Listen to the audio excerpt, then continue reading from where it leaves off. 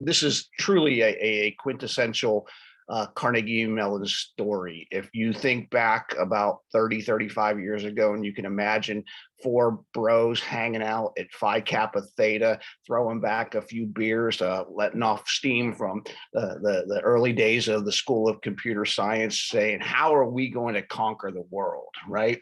And so these four musketeers, as I called them, have hit a four-bagger. Right? Imagine guys you met 35 years ago, you go through and you create four incredibly successful businesses. That's just a great story. And I've gotten to know Peter and Michael Gersh and David Hirsch, and I haven't got to meet James Price yet, who's the fourth of the four musketeers, but these guys are just amazing. They started off with the company back in the mid 90s, and it had an unassuming name.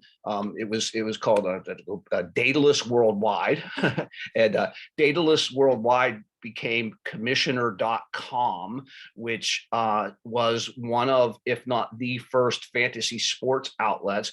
And they ultimately sold it in 1999 to CBS Sportsline. And for the early part of the 2000s, it was the place to go to do fantasy sports. The band got back together and they multiplied. They created a really cool company called Multiply. And then they founded a company called Glip that was, quite frankly, Slack before Slack was Slack. And ultimately, they've put together a new company, which they just sold recently to New Relic, called CodeStream. And so we're so honored to have Peter, who was the lead singer and lead guitarist in the band here for the last 30 years, to join us tonight and to sort of walk us through his story. So with that said, Peter, tell us, how many beers did it take back at Phi Kappa Theta to grow the cojones to start this first business?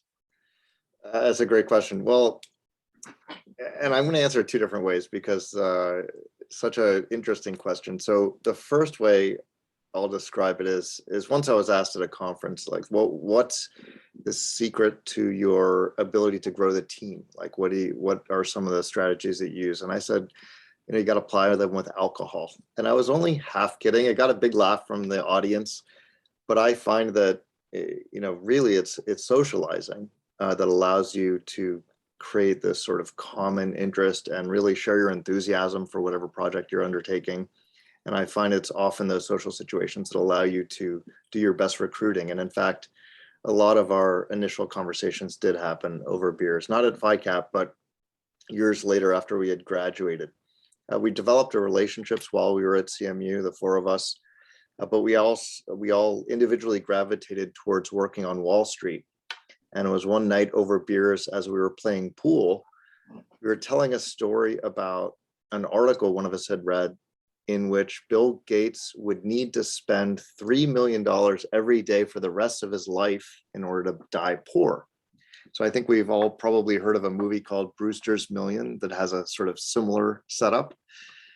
And the problem is that it's difficult to spend $3 million a day because you can't just go buy an expensive house, because then you have an asset that's worth $3 million. So how do you actually dispose of $3 million in expense a day? And it's kind of difficult to do. And then finally, one of us had the bright idea, and I wish I could remember who, but I don't, that, hey, why are we talking about Bill Gates? Why don't we talk about us and how we can be successful enough that someday somebody's drinking beers and playing pool and talking about how much money we would have to spend before we would die poor. So that night we decided that we wanted to start a business, and it ended up having a terrible name because nobody could spell it or pronounce it, but it was called Daedalus Worldwide. For those who don't know, Daedalus is the son of Icarus from ancient Greek mythology. And his son is more famous because he's the one that wore the wax wings and flew too close to the sun and they melted. But his father Daedalus was an inventor and a craftsman. And we had just pulled that name out of ancient Greek mythology and thought it would be pretty cool for our company. Very, very cool. It's funny. I remember you when we were talking about sort of the journey and how Carnegie Mellon prepares us, and you gave me sort of an interesting one-liner, which was Carnegie Mellon applied math and computer science taught me how to think. what Phi Kappa Theta and the fraternity taught me how to lead. Tell us a little bit more about what that meant and sort of how you, I mean, literally, how have you kept this band together across 30 plus years and 4 companies? Yeah. While I was at CMU, I think like a lot of students in high school, I didn't have to try that hard to do well. And then once I got to CMU, the program is much more rigorous. And so I had to really apply myself in order to graduate or get decent grades. And I remember one course in particular, the textbook, which cost like an arm and a leg and was only this thick, I'm sure. Well, I don't even know, they probably don't have textbooks anymore. They're all online. But back then we had to buy the Dead Tree edition. And the book was very small and cost a lot of money. And the author's favorite phrase was, once he introduced a concept and then sort of he introduced the really difficult part. And then his favorite phrase was, the proof of this is left as an exercise to the reader. And I'm like, are you kidding me? Like, I can't even. So I had to, for that course anyway, teach myself because I had, and it really stretched my ability to learn. And so that's what I really credit CMU with doing. But when I was at Phi Cap, when I started my career at CMU, I was the quiet kid in the back of the room. And I really didn't have any sort of leadership qualities at all. I was very shy. I was small for my age and I was young for my grade. And through my experience in Phi Cap, I learned how to socialize, which is of course very important, but through different sort of committees and assignments, and especially the Greek saying booth and buggy programs. And for me, that was primarily booth. I learned how to work in larger groups. And one year in particular, I was the booth chairman. And I remember distinctly the transition from being the person at the beginning of the project, who for weeks and weeks and weeks was hammering nails and sawing wood and building something with my own 2 hands, and transitioning from that to, as more and more people got involved in the project, I became a manager of other people's work. And with 1 week to go before Carnival, I finally came to this realization that between now, and it seemed crazy at the time, but between then and the time the Midway opened, I probably wouldn't drive a screw or pick up a hammer or saw a piece of wood again. And my entire job had shifted to become management. And I remember thinking to myself, I wonder how I feel about this, because I'm not actually going to do anything. And all I'm going to do is enable others to do things. And I think I was probably 18 years old at the time. That was quite a revelation. And being successful in leading other people was an important lesson for me. And it was taught again and again and again while I was at Phi Cap. That's pretty cool. So when I hear you started Dataless Worldwide, the first thing that came to my mind was the Will Ferrell and startup in Step Brothers. It was called something Worldwide, and I just thought, Okay. what an audacious name. Well, here we are, a couple 20-something guys, and we're starting this worldwide. But actually, you were doing something that was really new and nascent. The internet was rather new, Yep. And the ability to, what fantasy sports is social media, really, at the end of the day, right? So, what was the impetus to start Commissioner.com, and how did you guys have the audacity to leave those cushy Wall Street jobs to get out there and crawl over glass as an entrepreneur? Yeah, well, I forget who said this. Whether somebody will look this up and let us know who it was, but they said being an entrepreneur is kind of like jumping off the edge of a cliff and building the plane on the way down. Yeah. And that's kind of what we did with Daedalus. When we picked the name, our inspiration was IBM, International Business Machines. It sounds so big and important and broad. And we wanted to also borrow from the concept of the World Wide Web, because that was the basis on which we founded the company. We had this thesis that the World Wide Web was going to be much more important to the business community than anybody was giving it credit. Because at the time, the World Wide Web was really the playground for computer science people and researchers, scientists, but really not for commerce. And in 1995, when we started Daedalus, or DWWC, and we had a 4-letter .com domain, it was so great, DWWC.com. we didn't know what we were going to build, but we know it was going to involve the web, and we wanted to pick a big name. So our first project was actually a failed project, and it was called For Dining. And that was an online restaurant guide, not entirely dissimilar to Yelp or similar online restaurant guides. It was so far ahead of its time that customers didn't really want it because people weren't thinking about food when they went to the internet. And when we tried to sell premium placement on our search engine, which is what Yelp sort of is, restaurant owners had no idea what the internet was or why they should care. And we had some pretty advanced features, including the ability to look at a menu online and actually place an order. Although at the time, restaurants didn't have computers, so we had to take the order and export it as a TIFF. And then we built our own gateway to a fax machine where we faxed the order to the restaurants, even though they had no idea it was coming in. And so I think we placed in total like 15 real orders, like not 15,000, but like 15 real orders in the first year. And so that really didn't go anywhere. But it was interesting to really push the envelope in terms of what the web was capable of. And we knew that eventually this was going to be a solution to a problem, a real world problem. It's just we were way too early. So and it certainly was, and is. Yeah. So I guess we had taken on that project nights and weekends because obviously I think we made dozens of dollars in revenue in the first year, and so it was really just a nights and weekends type endeavor, and it was an exploration for us to figure out how to work together and how to build a product and how to manage a website. At the time there were no real standards. I think HTML tables had just been invented to sort of date how long ago this was.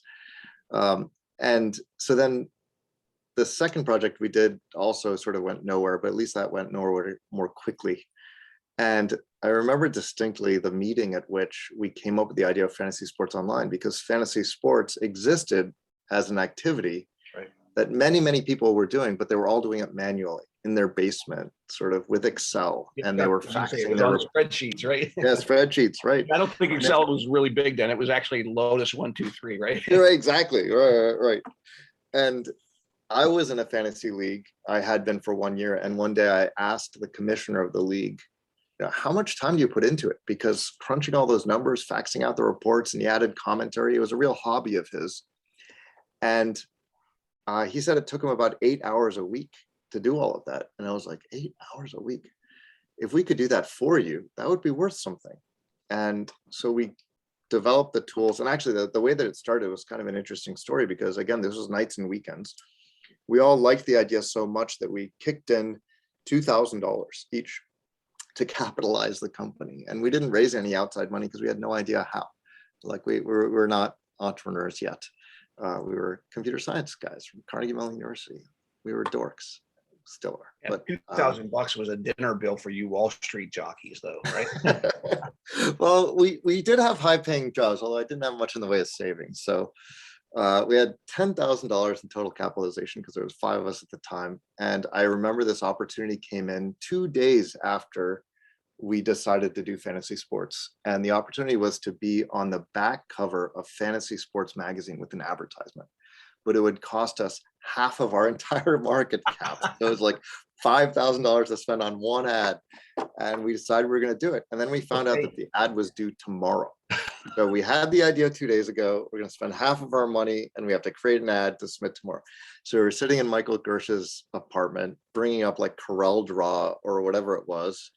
And we were trying to figure out what to put in the ad, which became the functional specification of the product, right? Because we're going to advertise something. And so we're like, stats updated daily. We had no idea how we were going to do that. We had no stats provider. We had no systems. We hadn't written a line of code. Owners can set their own lineups. No idea how to do that, whether it was even feasible or possible. We accept Visa, MasterCard, American Express. We had no merchant account. This is really the case of jumping and then figuring out on the way down. And we had because it was late November, we had about 4 months to do it. And so we purchased the ad and, submit it. And okay, now the timetable is set. We got 4 months to build this thing.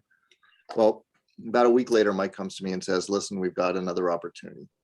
Yahoo at the time was the biggest search engine by far. And they said, Yahoo is offering us for an addition, for $1,000, we could buy the keyword search term fantasy baseball.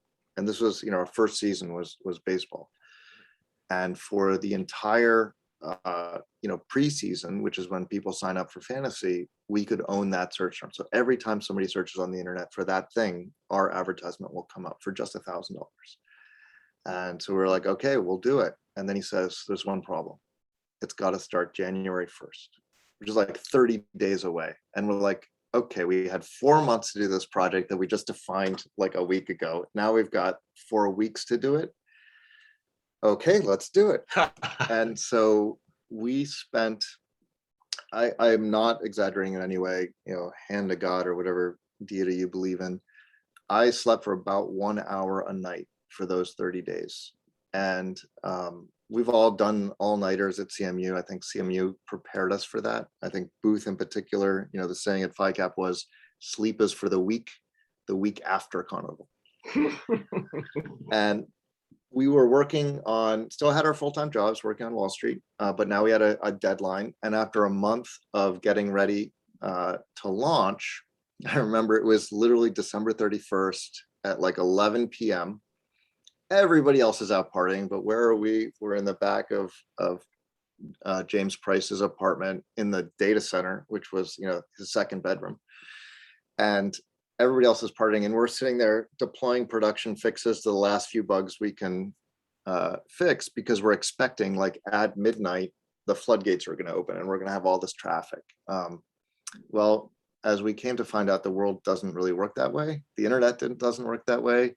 And so when we launched at midnight, while everybody else was partying, we had 0 traffic. And like in the next few hours, still 0 traffic. And as it turns out, even though the ad campaign started on January 1st, it didn't go live until somebody woke up in California and like put the ad live, right? Oh, that's hilarious. But even so, like the first day, I think we had 2 visitors, right? So all of our like hype around getting this thing ready amounted to nothing. And the next week we had like 4 visitors, because nobody's searching for fantasy baseball on January 3rd. It's just not part of what people do yet. Spring training doesn't start till the end of February, right? So exactly, nobody was thinking about baseball yet. But so lesson learned there. And so we kept going because launching and having sort of a website present that could take credit cards and like show off the features is one thing, but the baseball season is going to start on April 1st, and we have to be ready to process the stats and take the lineups and do all the things that we promised in that ad. So the work really didn't slow down. And so I went from sleeping about an hour a night to 3 hours a night, which was a big improvement, but still not enough.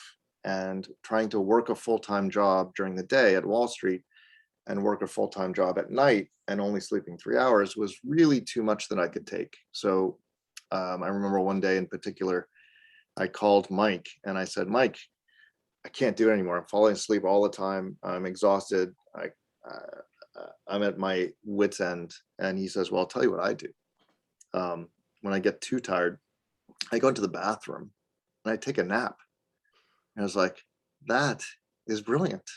Because I'm at work, I'm so exhausted. I'm not really doing any functional work anyway at my Wall Street job. So I'm like, all right, let me walk to the bathroom. And I sit on the toilet, and there at the perfect height is the toilet roll dispenser. So I can just rest my head on it and fall asleep. It was beautiful. And so I get up off the toilet and I go to the sink and I'm washing my hands, and I look up in the mirror, and there imprinted into my forehead, it says, if roll is empty, slide cover to right. And I'm like, I think maybe I need to talk to my boss, because I'm like rubbing the thing off so it like doesn't show anymore.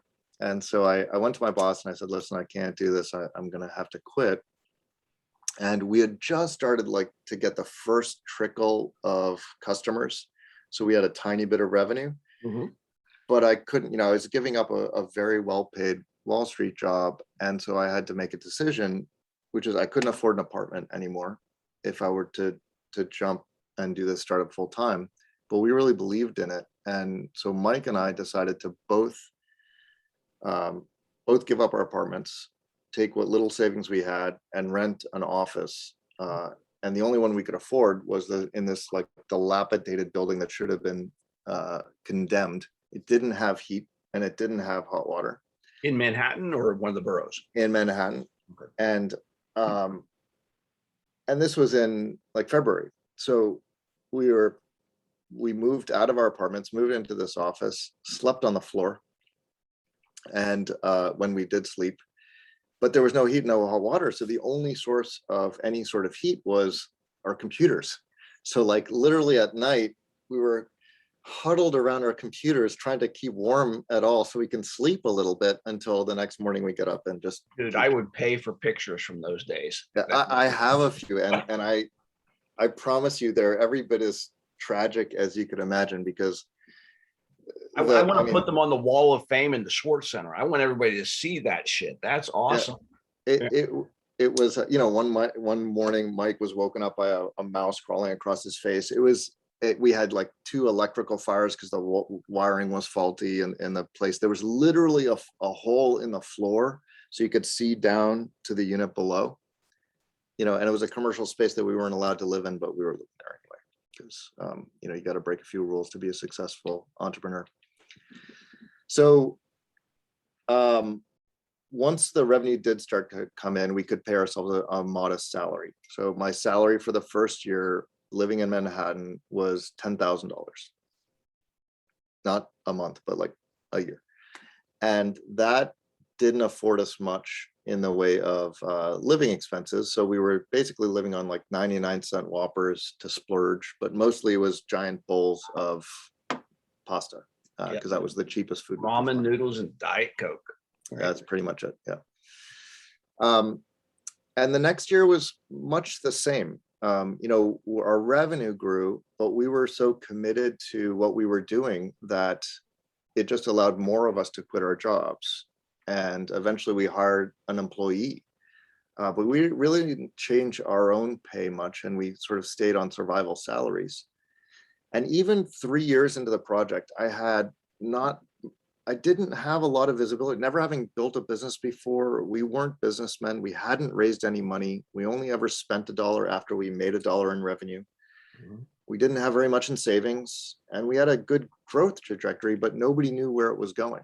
And we had just started, the big media companies entered the market. So we were now competing with ESPN and with Yahoo, on which we rely for traffic. So I had more questions than answers, and I really didn't know whether all of this was worth it. And, you know, my mom thought I was absolutely crazy for having left Wall Street and given up that job. And we were all really just in it together because, you know, we believed in each other and we believed that someday we'd be successful. We did manage to do a marketing deal with CBS Sportsline, which turned out to be pretty important. Although the first version of that contract, it was a revenue split after marketing expenses. And because they spent heavily on marketing the product, there wasn't much left to split. So we were sort of dying as a company despite pretty good growth numbers. And so we went back and renegotiated it with them to try to negotiate better terms. And I think we're lucky that the guy who really understood this stuff was on vacation that week. So we got a much better deal. And I remember the start of the next football season, we negotiated with them to lower the price because we thought that was important for us, right, to really have growth. And we ended up with 10 times as many customers. And because of how we were being compensated in the deal, we were about like 11 employees at the time, and we were making like $500,000 a month. Wow.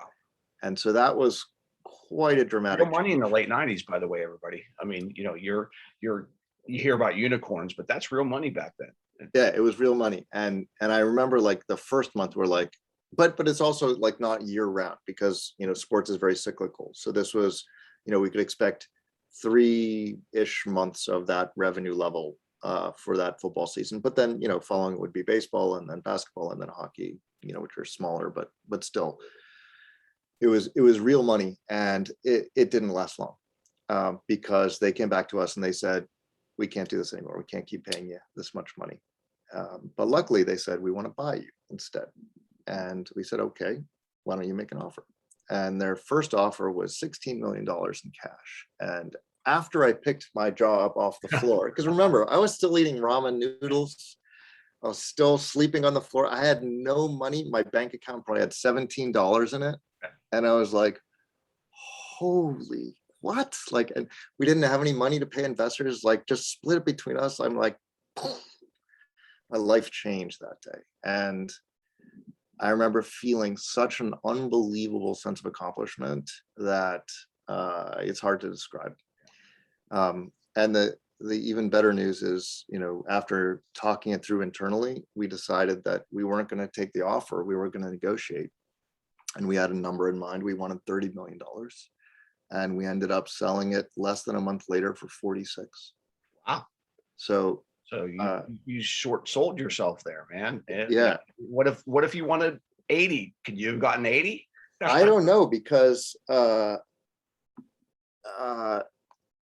as it turned out, I think that business ended up being worth about $1 billion to CBS.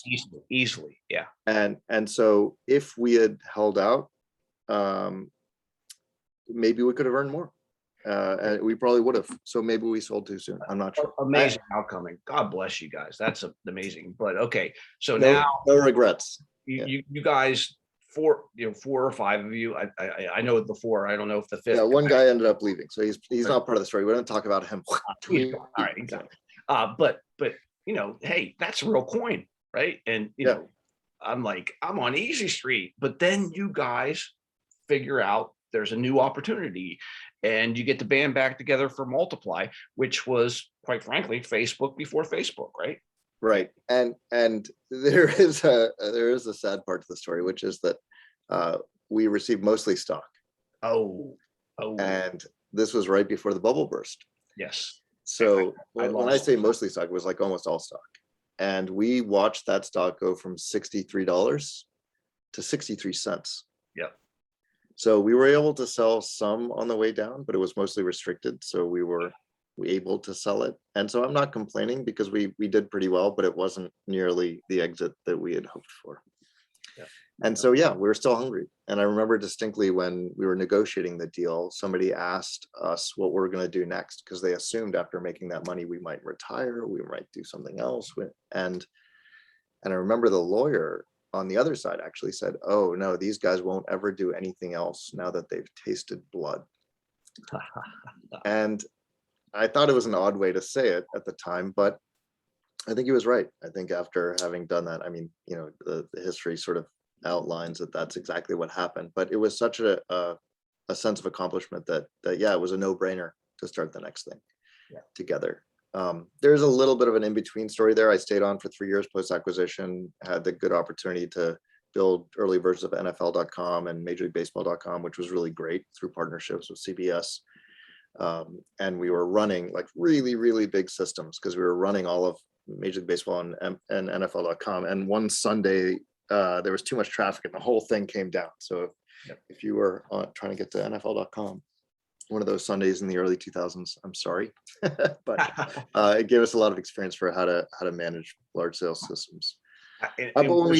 So much of a story to tell here, but I think for those of you that have not experienced a sale of your company, there's this concept called earnout, right? Mm-hmm. You sell your company for a price today, which will be cash and stock, but it can be more if you perform, right? So was there an earnout in that situation?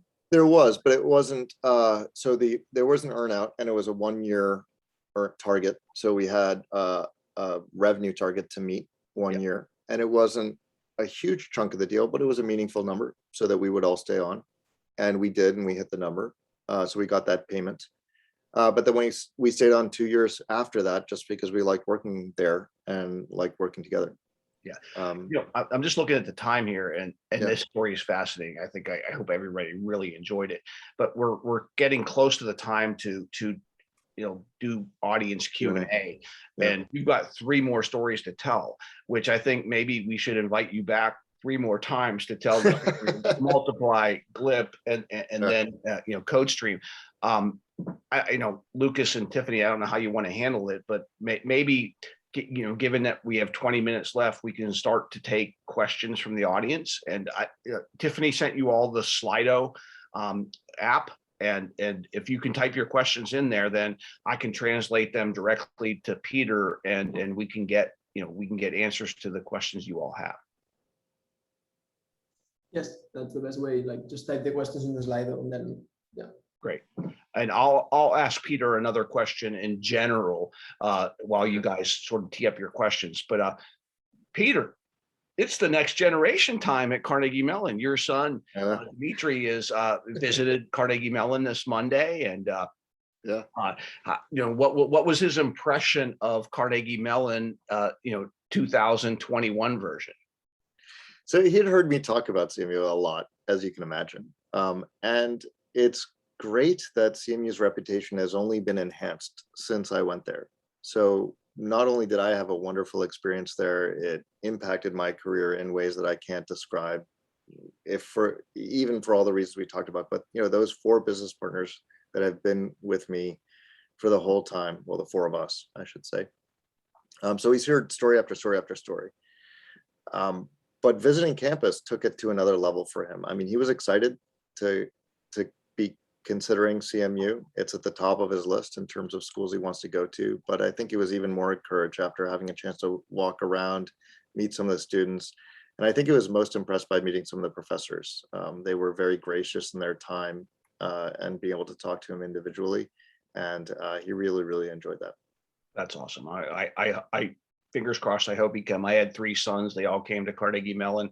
One of them transferred to Pitt because it said it was too geeky. I understand that piece. But, so I've got a question from Aditya. Aditya wants to know a little bit more about how you arrived at that $30 million figure for commissioner.com. So I've been pretty candid with this whole speech, so why stop now?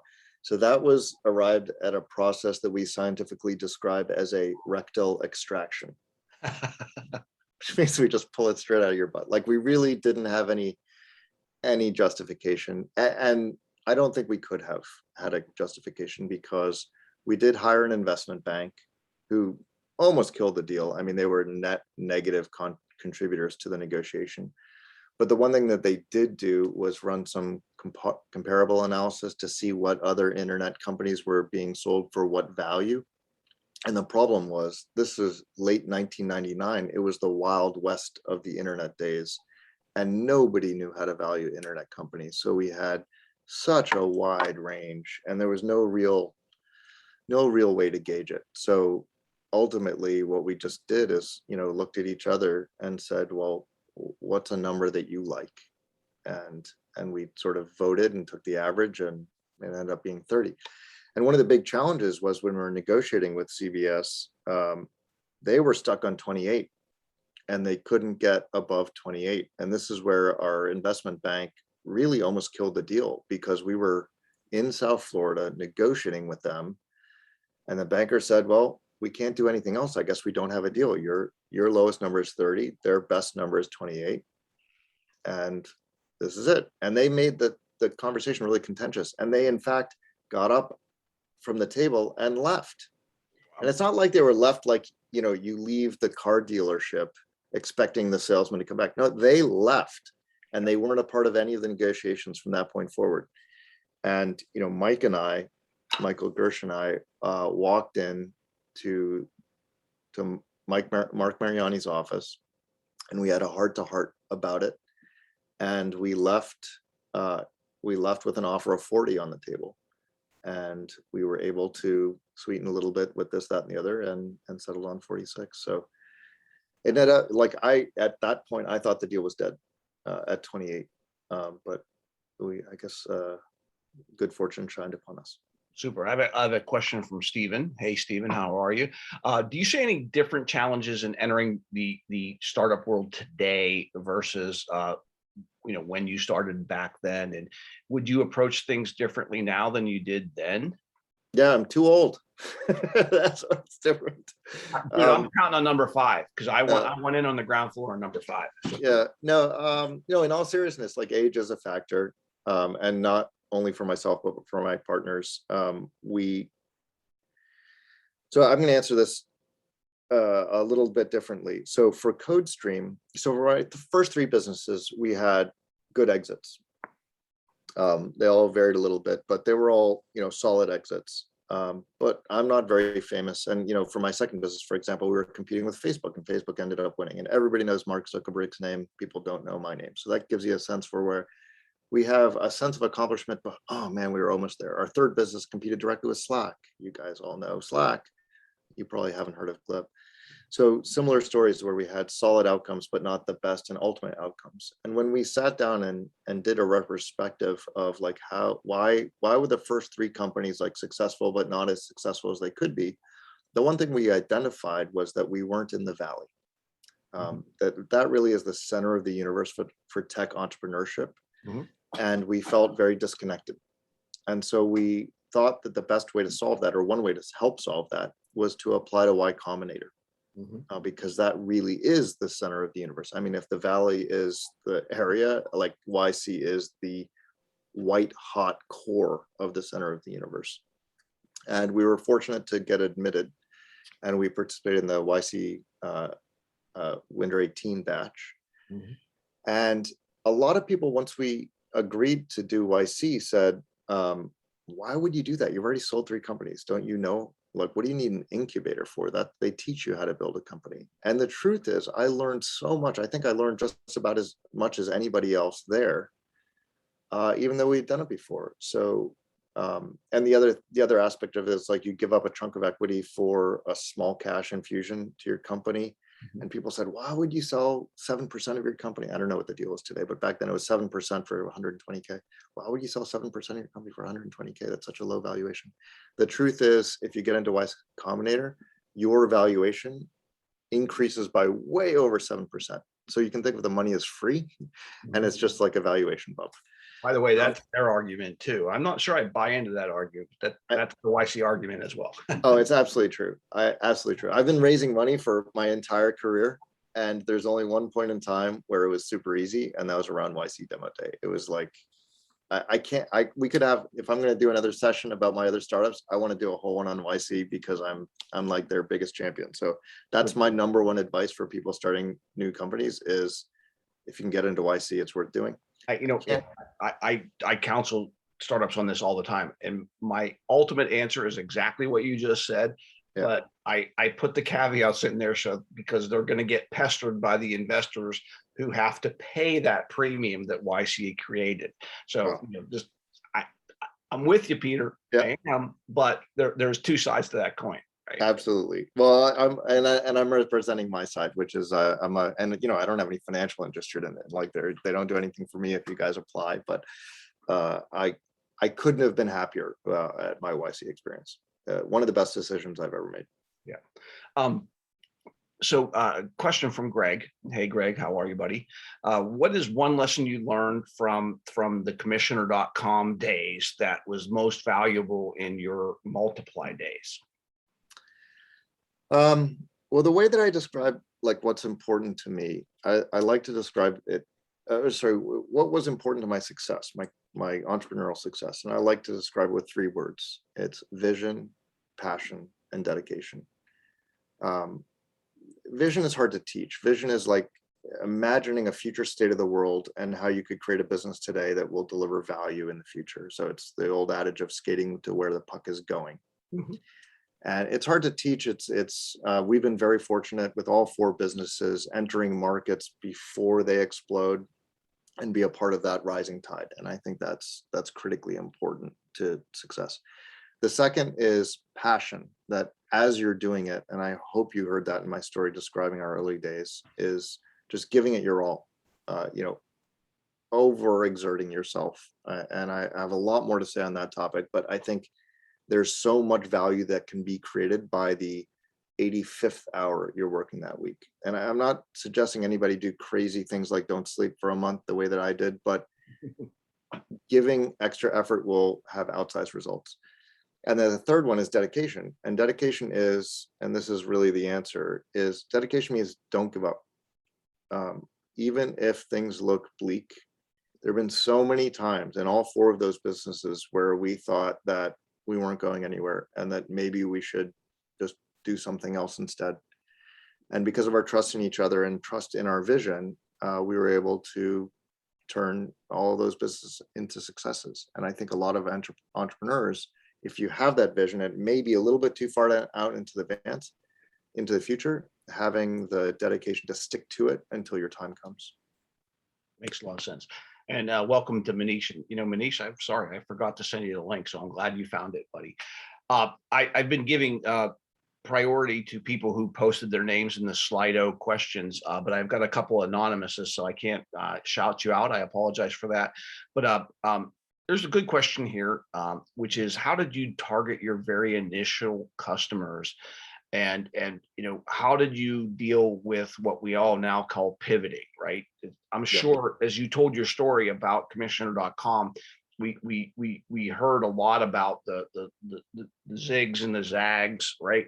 But who were you targeting in those early days after you made those big bets, right? Yeah. So it's definitely varied from business to business. The first business was very straightforward. You can find sports fans, you can find fantasy sports fans. So traditional advertising was our primary. So we were concerned about sports related targeted advertising channels, which there's a lot of them. And so that wasn't a problem. And then customer retention, because in order to grow, because it's a seasonal sport, in order to grow, you have to attract new customers, but you have to retain the ones from last year as well. So we intentionally built features into the product that would make it a lot better for you if you ran your league again with us than if you moved it to another platform. And in fact, we built sort of importer capability so that if you were using a competitor one year, we made it easier for you to switch to us. And we sort of were ahead of the curve on both of those things. And that was really important. So don't always just think about acquiring new customers, but also retaining the ones you have. But that one was simple. The much harder ones were, I guess, the 3 cents, which were much more about collaboration and sort of broad-based communication in different contexts. Mm-hmm. And there, what's absolutely essential is creating a critical mass of activity, that getting one person to use your platform when it's a communication tool is absolutely useless, because nobody sits and talks to themselves. Nobody collaborates with themselves. So the invitation semantics are crucial to gaining adoption. And my advice is, the simpler that you can make it, the better. Like that. And that's the only thing that matters. Like, make it simple. Like, if you have a 3-step process to invite your friends to whatever app you're building, and you can turn that into 2 steps, more people will do it. Yeah. And that's like the most important metric you have, is how many of your customers are inviting and engaging with other customers. Yeah. There's a great quote from Oliver Wendell Holmes, who was a early Supreme Court justice. So this is a history lesson. I apologize. Old guy telling old stories, but he had a quote that said, "I wouldn't give a fig for simplicity on this side of complexity, but I would give my life for simplicity on the other side of complexity." And that's, I think, exactly where Peter's going with what he just said. Again, I'm always prioritizing named questions over anonymous questions, but so I've run out of named questions. But this is a really, really good question from anonymous, and I'm hoping they're not a New Relic plant, right? It says, "Do you envision yourself staying at New Relic for the long haul?" So I've sold 4 companies. So in the 3 prior acquisitions, I stayed at each company at least 2 years. And my intention was never to leave as soon as I could in any of those situations. It's just circumstances changed. After the first exit, well, the bubble burst and my job turned from an exciting startup media company to now every major media company was withdrawing investment from the internet. And my job became, who do I lay off this quarter? That's not a fun job to stick around. So we thought, okay, we're still hungry, let's start up a new one. My second job got acquired by Naspers, which is a multinational company. And they decided that since most of our customers were in Southeast Asia, they wanted to move the headquarters to Jakarta. So I asked the team, who wants to move to Jakarta? And actually, surprisingly, one guy's hand went up. Wow. I said, okay, you should go do that, but I'm not moving. And in the third company at RingCentral, we worked on a transition plan. I was I was happy to hand over the reins and start the next company. And each time it's just sort of the time had come. So I don't have any sort of crystal ball to predict how long I'm going to be at New Relic. But I will say that of all of my post-sale landing experiences, New Relic has been the best. And I've had a great experience so far, and I think our CEO, his name is Bill Staples, he's pretty new at the job. He's been there for about 3 months. He was the chief product officer prior to that at New Relic.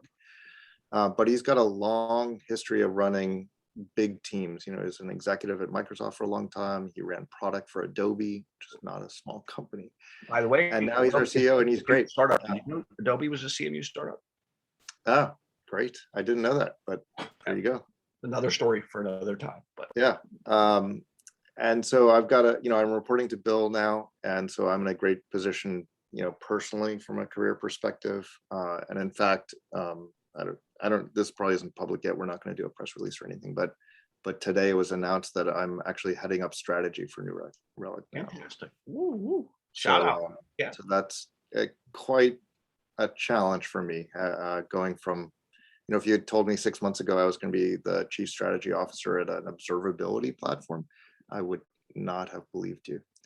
So it's a great opportunity for me. It'll give me a chance to learn a new industry and to grow my career, and couldn't be more excited. And take a deep breath before number 5. Long breath. I'll be here a while. There you go. QV, as I've heard from my friends, quietly vesting. One last anonymous question, and if anybody has a final question, get it in now because we're down to our last few minutes.